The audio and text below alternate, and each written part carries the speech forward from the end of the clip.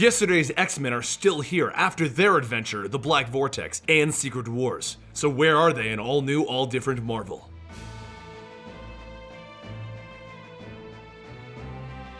Welcome to the Complete Story Series, where we take trade paperbacks and single issues and we break them down into digestible bites to help you understand. Then we read it dramatically back to you. All alterations of the panels, text, and images are to prevent copyright problems, and all art is owned by its respective companies. We start our story with the X-Men fragmented across the United States. Not out of fear, not because they are hiding, but because they want to write their own futures free of the Jean Grey Institute. In Colorado, Angel and Wolverine are on a playful ski trip which quickly turns into a competition. However, the two of them are in love, a new feeling for both of them. It is at that time that they receive a call from Beast, who is in the middle of a road trip with two mutants who are not from the past. Heidi Okinawa and Kid Apocalypse, who are taking in some alligator wrestling in Florida. Hank is making plans for everyone to meet up in Colorado. However, this call concerns young Scott Summers, who has recently gone off on his own to cope with a personal trauma, the death of his future self, Cyclops. They have not heard from the young Cyclops, and they can't use the old Cerebro unit to track down his whereabouts because he hasn't used his powers recently. Little do they know that Scott Summers is actually alone in Chicago, tracking down a bizarre group of mutants calling themselves the Ghosts of Cyclops. While he is piecing together clues and newspapers, he is interrupted by a young girl named Marla who wants to flirt with the young man. However, in the middle of this, a tidal wave of water pours through the cafe that they are at. It is a completely random attack by the Ghosts of Cyclops, 6 young mutant teenagers wearing masks with red X's over their faces. Scott briefly stands up to them, fighting with his hand-to-hand skills until the police arrive, scaring everyone off. However, one of them left behind a wallet, which Scott decides to use as a clue to track them down later. Marla is so surprised that the young Scott stood up to them, and she's excited that he's willing to fight against that mutant trash. So Scott walks off, leaving the hate-filled girl to her own pining. In Austin, Texas, we find Iceman showing off his powers, making ice sculptures to impress the public.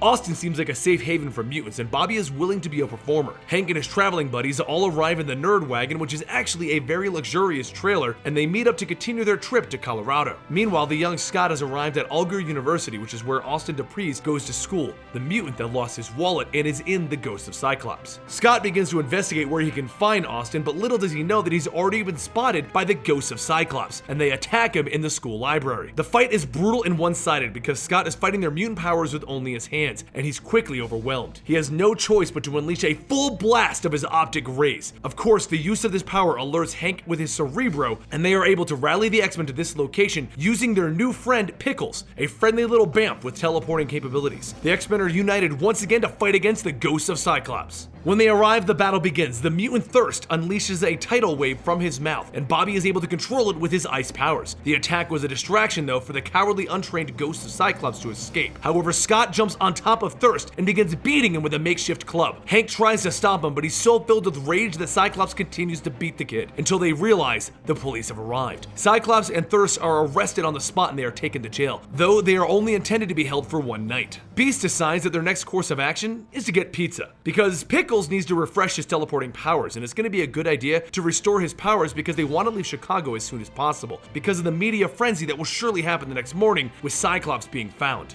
Meanwhile, in jail, Thirst and Cyclops are sharing a holding cell. Thirst is very talkative and he tries to convince Scott to help him escape. He explains that the Ghosts of Cyclops are only following in the footsteps of the mutant revolution that the future Cyclops started. But Scott tells them how misguided they are for following the older Cyclops and reveals to Thirst that he is in fact Cyclops. Scott goes into an explanation as to who he is and how he got here from the past, that he is the young Cyclops brought to the future to correct the older Cyclops. But the older Cyclops didn't listen. Most of all, he explains why he doesn't want to fight for the dream anymore, because the old Cyclops ruined it. There is no hope for him in this future, and he's frustrated to find that his future ends with him becoming the very thing that he was fighting against, a supervillain. Just as Thirst might be seeing the world through Scott's eyes, the Ghosts of Cyclops arrive to break into the jail cell, hoping to free their teammate. But in order to break in, the Ghosts had to fight against the police, and now they are trapped in the jail cell because as soon as they tried to leave, they find that the police have gotten all of their reinforcements outside of the building. The Ghosts of Cyclops are trapped in the jail with Scott, and that's when they realize that they are in over their heads. Many of the members want to give up, but Thirst continues wanting to fight. Even if they try to escape, Scott tells them the truth, that they are now simply mutant terrorists, and they will be treated as such by the police. They will even be killed on live TV if they resist. However, Thirst ignores him, and he prepares his ghost for the last stand. As that happens, Pickles bamfs into the jail cell with Cyclops' visor, which can only mean one thing.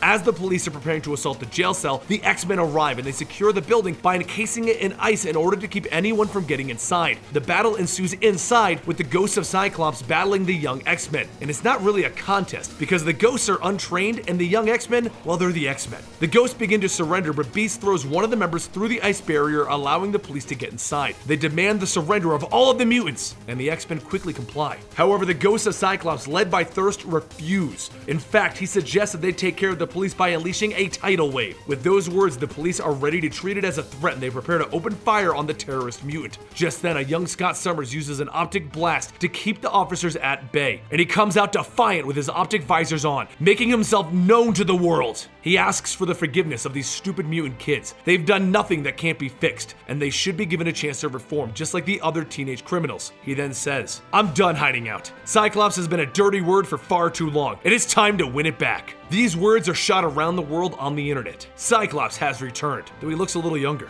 The all-new X-Men are now reformed, and they are ready to fight for their future, together as a team. But somewhere in a dive bar, there is talk on the news about the return of Cyclops, and it's making waves. A drunken patron stands up enraged. It is a mutant from the past, and it appears to be Toad, and he looks mighty angry. That is issues 1, 2, and 3 of the all-new X-Men for the all-new, all-different Marvel run. Now, I know I said I wanted to get back to the rest of the original all-new X-Men run, but all-new, all-different Marvel is happening super fast, and we just don't have time. So, if you want to see how they got here, you can pick up all of those old volumes, pick up Black Vortex, pick up Secret Wars, and then you'll get to this. And now, we will continue. I'm Benny the Comicstorian, and I'll see you guys next time right here.